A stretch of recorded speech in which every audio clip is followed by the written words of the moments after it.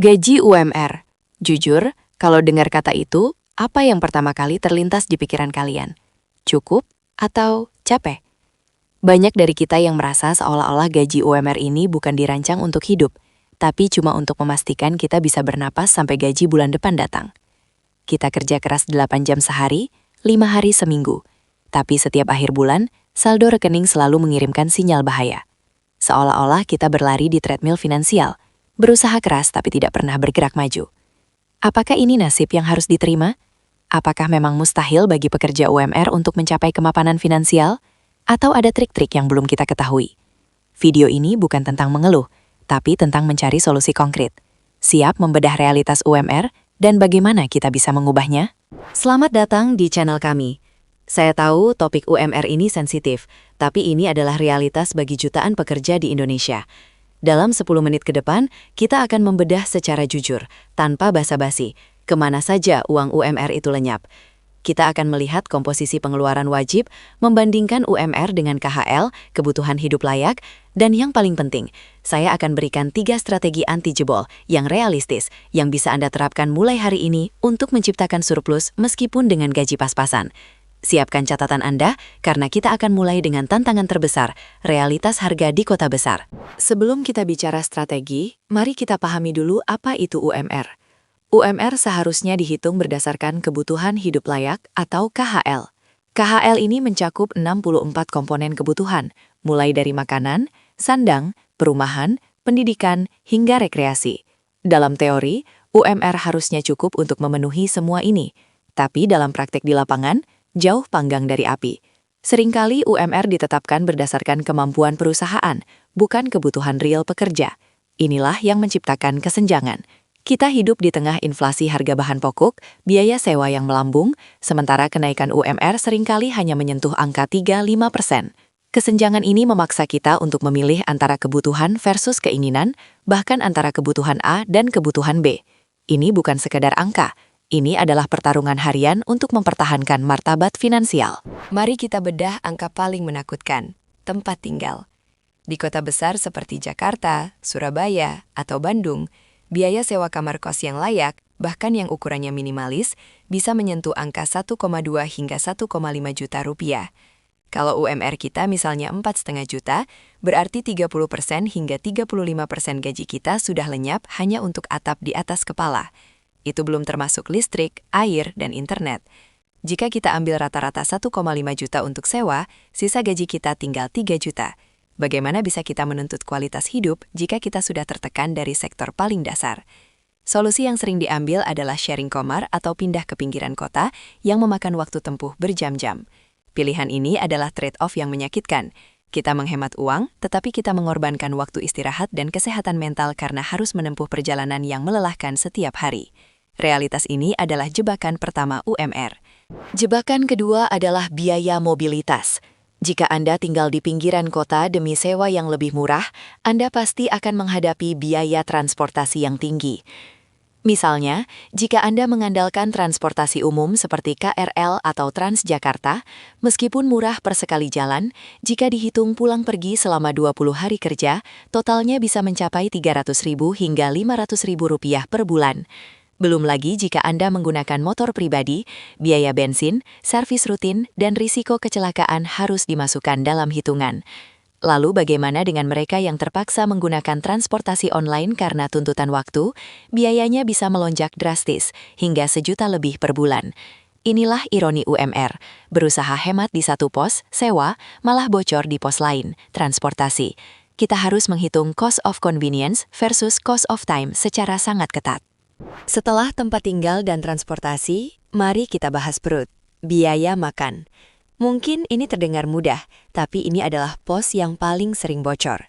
Jika kita mengandalkan makan di luar, bahkan di warteg sekalipun, dengan rata-rata 15.000 per porsi, dikali 3 kali sehari, dikali 30 hari, angkanya mencapai 1,35 juta per bulan. Hampir sepertiga gaji hilang hanya untuk makan. Solusi paling efektif adalah memasak sendiri. Walaupun melelahkan setelah pulang kerja, memasak meal preparation untuk beberapa hari bisa menekan biaya hingga separuhnya. Mungkin hanya Rp700.000 hingga Rp800.000 per bulan. Namun, ini juga membutuhkan disiplin tinggi dan pengorbanan waktu. Ingat, setiap rupiah yang kita hemat di pos makanan, itu adalah oksigen tambahan untuk tabungan atau dana darurat kita. Kita tidak bisa santai dalam hal ini, karena satu kali cheat day yang mahal bisa merusak seluruh anggaran minggu itu. Sekarang kita masuk ke strategi anti jebol yang pertama, adaptasi aturan budgeting 50-30-20. Kita sering mendengar aturan 50% kebutuhan, 30% keinginan, 20% tabungan. Tapi, mari kita jujur, skema ini seringkali sulit diterapkan pada gaji UMR, di mana 50% kebutuhan pokok saja sudah hampir menyentuh 70% dari total gaji. Jadi, kita harus memodifikasi strategi menjadi 70-20-10. 70% dialokasikan untuk kebutuhan esensial mutlak, sewa, makan, transportasi wajib. 20% dialokasikan untuk buffer atau dana darurat kecil, dan sisanya 10%, sekecil apapun itu, harus masuk ke tabungan atau investasi awal. Kuncinya bukan besaran persentase, tapi konsistensi. Bahkan menabung 300.000 per bulan itu jauh lebih baik daripada tidak sama sekali. Mulailah dengan melacak setiap pengeluaran menggunakan aplikasi keuangan. Bahkan kopi saset pagi hari harus tercatat. Ini adalah fase survival, di mana disiplin adalah mata uang paling berharga. Strategi anti jebol kedua. Prioritaskan dana darurat sebelum tabungan jangka panjang. Bagi pekerja UMR, dana darurat adalah perisai paling penting. Mengapa? Karena jika Anda sakit atau mengalami PHK mendadak, Anda tidak punya cukup waktu untuk mencari pinjaman tanpa bunga tinggi. Targetkan minimal 3 kali pengeluaran bulanan sebagai dana darurat. Kedengarannya besar, tapi mulailah dengan menabung 10% di pos 70-20-10 itu, khusus untuk dana darurat sampai target tercapai. Setelah perisai ini tuat, barulah Anda bisa memikirkan investasi jangka panjang seperti reksadana atau emas. Jangan pernah membiarkan diri Anda berada dalam posisi di mana satu kali kerusakan motor atau satu kali demam tinggi bisa menghancurkan stabilitas keuangan Anda selama 3 bulan ke depan. Ingat, UMR mengharuskan kita bermain aman, bukan mengambil risiko besar. Strategi anti jebol ketiga, yang seringkali merupakan satu-satunya jalan keluar, skill upgrading dan side hustle. Jika gaji pokok Anda memang sudah mentok di UMR, satu-satunya cara untuk meningkatkan pendapatan adalah mencari sumber pemasukan kedua.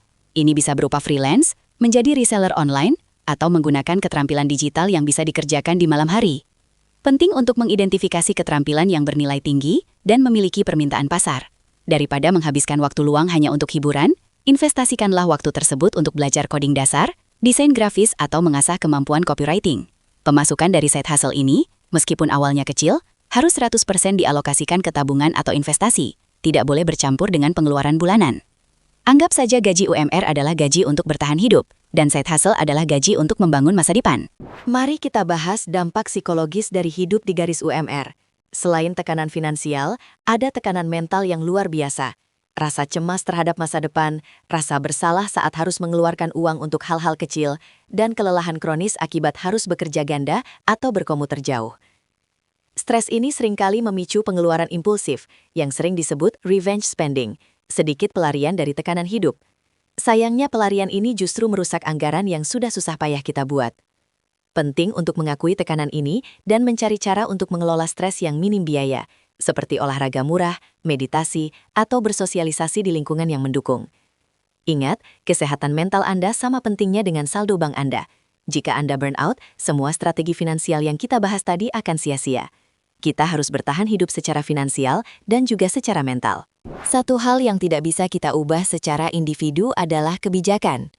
Kenaikan UMR seringkali menjadi isu politik yang panas, di mana kepentingan buruh berhadapan dengan kemampuan industri.